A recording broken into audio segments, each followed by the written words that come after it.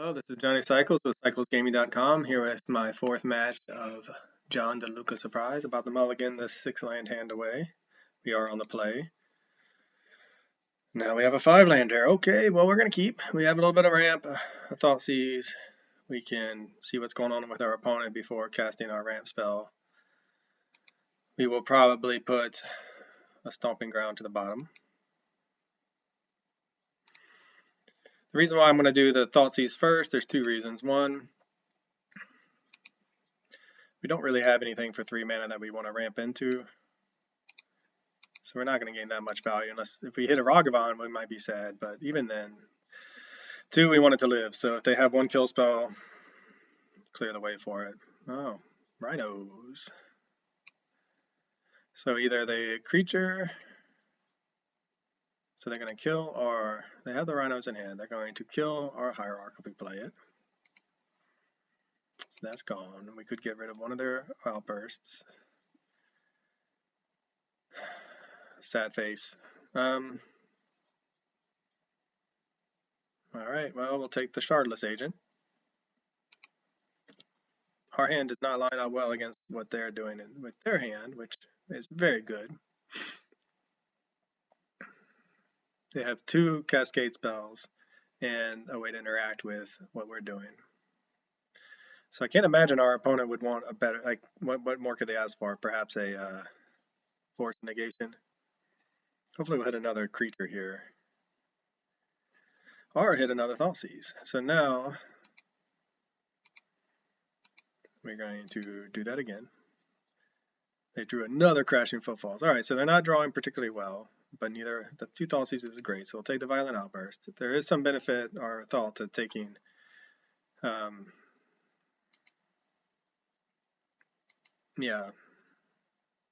that to keep our Noble Hierarch alive. However, we are nowhere near resolving a Lukka and getting an Emrakul, so we'll wait. It's possible we should have played it there, but we'll see. I mean, they're going to kill it if we play it. I guess I should have put it not just F6 there, but because I wanted to fetch. Alright, so now we have another Hierarch. So now we are going to be 1 turn away from drawing Lukka. So what's in there? We'll do that in a minute.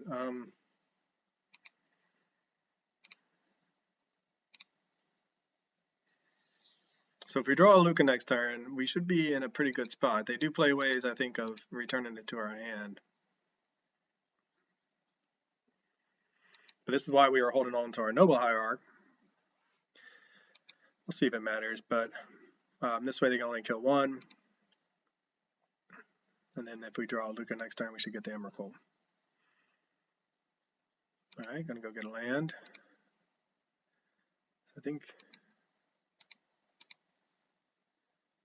it's hard to keep track of everything, but they definitely have the Dead and Gone still. They're going to get 2. So the other thing is we're on a clock with these Rhinos coming down, even if they don't cascade into them. So if we don't hit a Lukka pretty soon, we're going to just be dead to Rhinos. So we have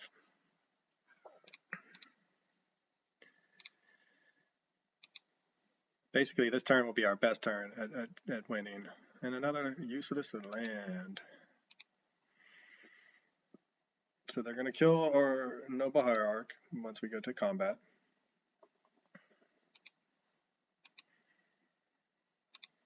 Have to one of these triggers, I imagine. Or maybe they'll take a hit and wait, I don't know. Or maybe they drew a Cascade spell.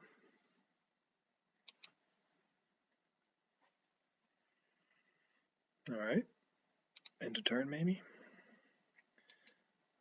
2 damage to target creature. Yeah. Maybe they're just hoping to saving that for something more threatening than a Hierarch. Or they're smart and they're going to kill it in response to us targeting with Lukka.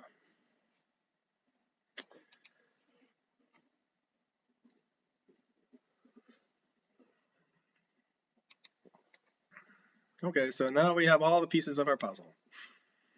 We have the Footfall Crater to give our Emrakul haste. They are going to get some Rhinos next turn, though. That's going to be bad for us.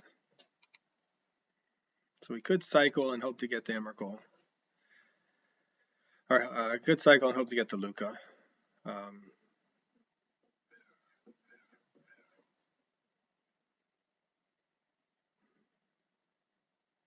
But I think they're going to kill whatever. Yeah, I think we're in trouble, basically. Because they would kill the creature in response to, as I say, we drew the Lukka off the cycling. They're going to kill the creature in response to, with their dead, in response to us targeting it. We could have tried to have been sneaky there, and if we did draw the Lukka, attack first, since they didn't kill it last time when we attacked.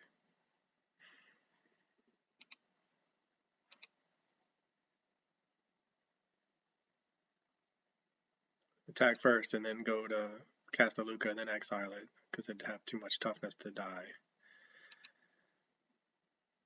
But this way, if we do draw the Lukka and they've tapped out for some reason, either way, we're live to a Lukka into a hasty Emrakul next turn, assuming they don't tap out. So they're about to get some Rhinos, and then they're going to get some more Rhinos. So this is it. Hasty Emrakul for the win, which I don't think is going to work anyway, because I doubt they'll tap out. They don't need to tap out. They have enough to kill us on the board already. Fatal Push would be good, but then they have 2 more Rhinos coming. Yeah, I mean, we've just drawn a lot of lands, and we do have our combo piece, but we only play 4 Lukkas. So it is what it is. Ragavan.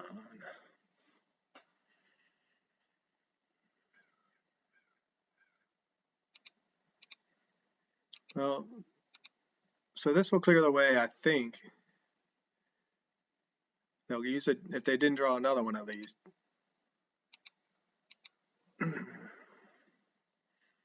They may kill this in response. Or they may kill it before attacks or whatever with the dead. But if I was them, I would just block, I think.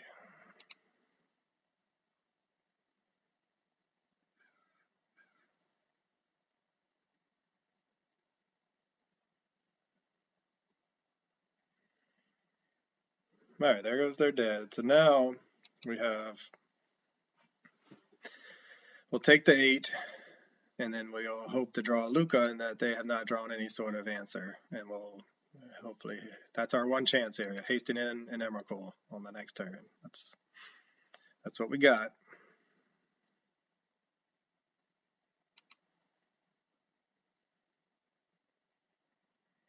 It's Lukka or death. And this is the way it was in match 1, and that's the way this deck plays, which gives me hope for it. It feels like we're just one draw away from winning when we lose. And maybe maybe I shouldn't read too much into that, but to me that's a sign of at least a competitive deck. Now, how do we make it so that we draw into it more consistently? Well, there are ways. Cut Karn, for instance. Lukka, one time. Fatal Push. So Fatal Push is good, but Fatal Push does not save us, so we'll go to game 2. Yeah, one time, Lukka there, we would at least been having a chance. So our Bitter Reunion is a way to dig. Man, we were nowhere close to Lukka.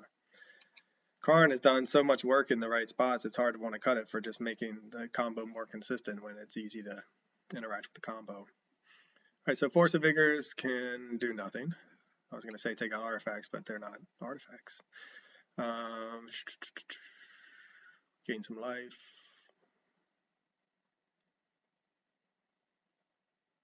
Yeah, I think we're just hoping to be faster than our opponent. I mean, we did our game plan against Crashing Footfalls. Thought seize away their cascade spells and try to put together our combo. But they had 2 Crashing Footfalls from hand, and we were unable to get our combo online before they got their Rhinos. So I'm not sure that we have our sideboard is not prepared for this, and I don't necessarily think it needs to be super prepared. We have Fatal Pushes, we have Thought Seizes. We just need to be faster. So we have the Lukka, which is great. We have this is fine. We don't have a turn 1 mana dork, but we do have a turn 1 Ragavan. So yeah, definitely put the pressure on.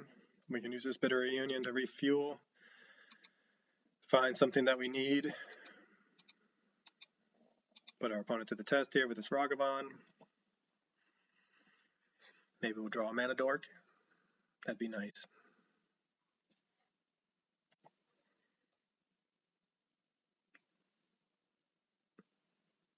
Another land is not exactly what we wanted. See if our opponent kills this Ragavan, or if we get the treasure token out of it. The treasure token will change things. Nope. They have the dead. So I think we're going to Bitter Union and pitch this swamp and trust in the magic gods that we're not going to miss our lands. It's been a few days since I started this league, in which we seem to be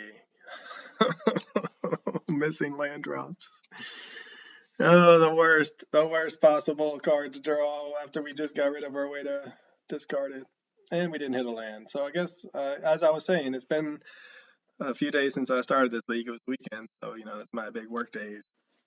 And it's Monday morning, and I'm back finishing the league, and now I'm remembering the land issues I had the earlier matches, plus the Emrakul to hand is the worst. At least we didn't take our Thought Seizes out. And they're one land away from cascading. Yeah, I mean, drawing the Emrakul obviously is super unlucky. It's one card in our 60. So, and to draw it off the Bitter Union is just very bitter. Makes me very bitter. That's our way of pitching the Emrakul. So now we need another Bitter Union or a Thoughtseize. And really, what are we going to do? Thoughtseize ourselves when we know our opponent has probably the Cascade in hand?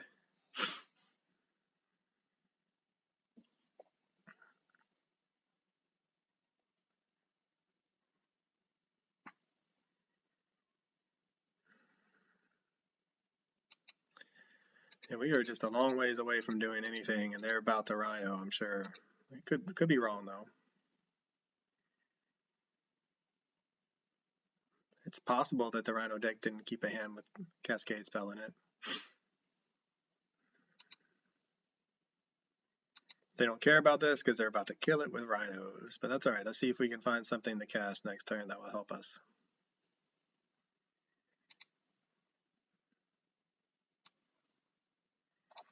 Haywire Might gives us a creature at least that we can cast next turn, then turn into an Emrakul once we pitch our own Emrakul. I'm sure our opponent's like, why would they get a Haywire Might? Hopefully, though, we'll live long enough to show them.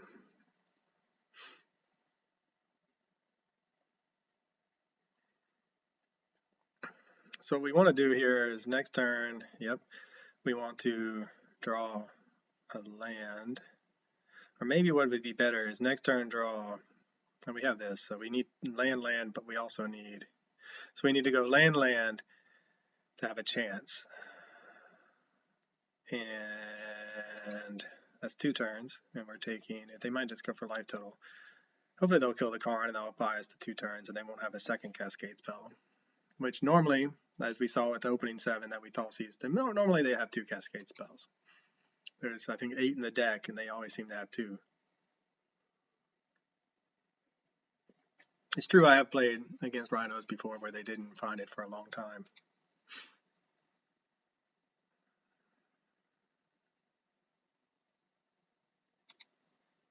Okay, maybe they're gonna, no. I was gonna say maybe they don't have it, but no, they do. They always have it. If this was a fatal push, I'd be feeling better, but all right, land would be good. Hierarch, not the best, but it does set us up. So what we'll do is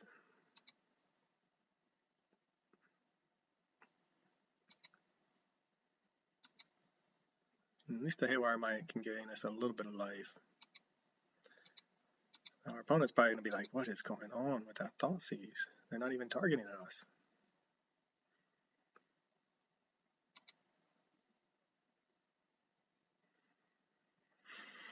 Well, this is the first time I've had to do this. Desperate times call for desperate measures, though. And we are desperate. We have to shuffle that back in if we're going to have a chance. If we draw a land next turn and everything goes to plan, we will be able to Lukka Hasty Emrakul.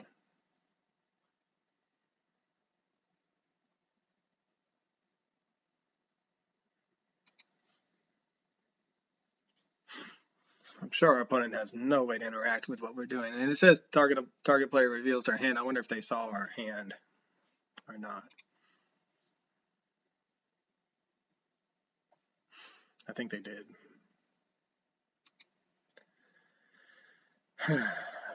So we could go ahead and block to gain the life. They could have a lightning bolt. Are they? All right, well, we're going to block and just trust that they have, because they're going to respond to us targeting our creature anyway if they have a kill spell.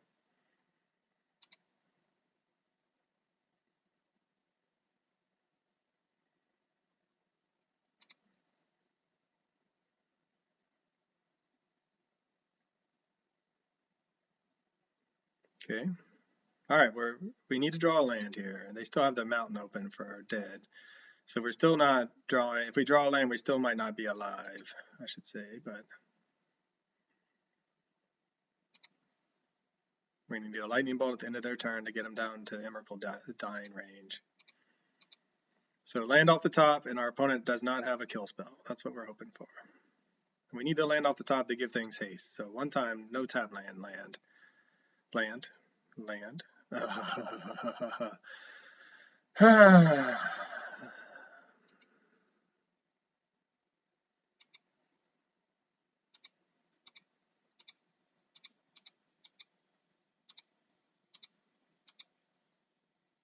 Well, we'll see if they have the kill spell. It looks like they do. Or they just have the force and negation. All right, well, this is Johnny Cycles with CyclesGaming.com. Definitely didn't run that well. Our opponent had what they needed to disrupt our combo, which is not unusual. Game 1, we just couldn't find the combo in time. Game 2, they got there. Anyway, good games, and I'll see you on the next one. This has been another edition of Keeping Modern Tanky. I'm Johnny Cycles with CyclesGaming.com. Check out my website where you can read articles on my commander decks, my various modern brews, and my science fiction fantasy novel that I'm publishing serially every month. CyclesGaming.com. Be sure to click that like button and subscribe button on YouTube, and I'll see you on the next one.